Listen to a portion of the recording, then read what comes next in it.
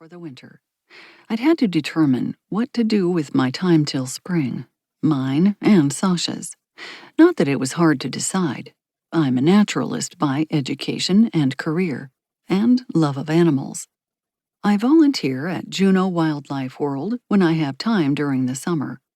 And last winter, I'd officially worked here, so it made sense for me to come back again.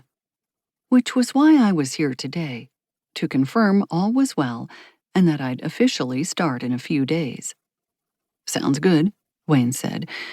"We'll still have a few of our regular staff, but as usual, a lot have said they're heading back to the lower 48 for the winter. Not everyone can deal well with snow and harsh conditions. The animals have to." Not that I had to remind him. All the more reason for their human protectors to do just that. Protect them. "I'm not one you need to convince," he said with a laugh. "But fortunately, you're not the only one who'll hang out to help. We have a few volunteers living in the Juneau area who said they'll continue to come." "That's great," I said. "Anyway, I'll start first thing next week, after I give my last 2 tours of the season over the next few days." "Fine. Hey, while you're here, you may want to check out who's in today, who will also be working with us over the winter. We even have some newcomers." "I like that idea. I assume things will work the same as last year? You're still providing instructions about who's to observe where and when, keeping an eye on our protected inhabitants, right?" "That's right. As you know, the instructions are pretty general, but mostly involve observation and reporting. And even tours, if the weather is okay and any tourists arrive. You may also be asked to help prepare food for specified animal groups and distribute it at appropriate places for them. Other people will work on that too, as always. Of course, it's even more critical in winter, since the animals can do less foraging on their own. Some, like the reindeer and elk, usually fed off the landscape.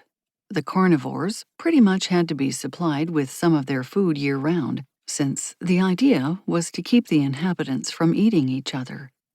The preserve had been established years ago, not just as a place where animals roamed in their natural habitats, but also where they could be taken in because of injuries or because they needed a special place to go, which was why it included large but enclosed areas for their safety.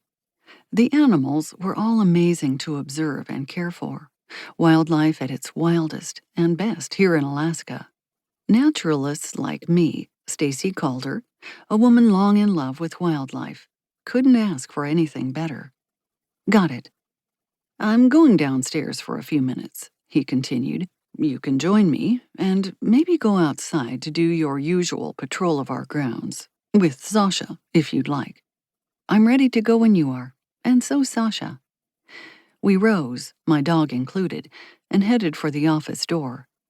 I paused to gaze through the wide windows that lined the far side of the hall in this delightful welcome building, which had apparently been constructed as a special part of the sanctuary. People on both levels could look out towards several parts of the grounds. Animals weren't always visible, but at the moment, I saw a bald eagle soaring in the sky. "Wow," I said as I watched. Sasha must have seen it too, since her head moved in the same direction. "Yeah, wow," Wayne agreed. The eagle soon soared out of sight, and I followed the director down the stairway. In the lobby downstairs, one of the other employees was just walking in. I didn't know Marnie Corman well, but she was the main food preparation employee. She looked about my age, early 30s. My hair is of medium length, and the shade I like to call dachshund brown, after the pup I had as a child. Hers? It was short and bright blonde, probably with help. She was a pretty lady, and she was smiling now, as she usually was when I saw her. "Hi, Stacie," she said right away, and "Hi, Sasha." She joined us and bent to pat my loving husky on the head. Like me, she wore a sweatshirt. Hers, a gray one, read Juneau Wildlife World. Mine was plain black. I was used to wearing shirts that said Clem Tours on my water outings, but while I worked here, I'd probably wear a Juneau Wildlife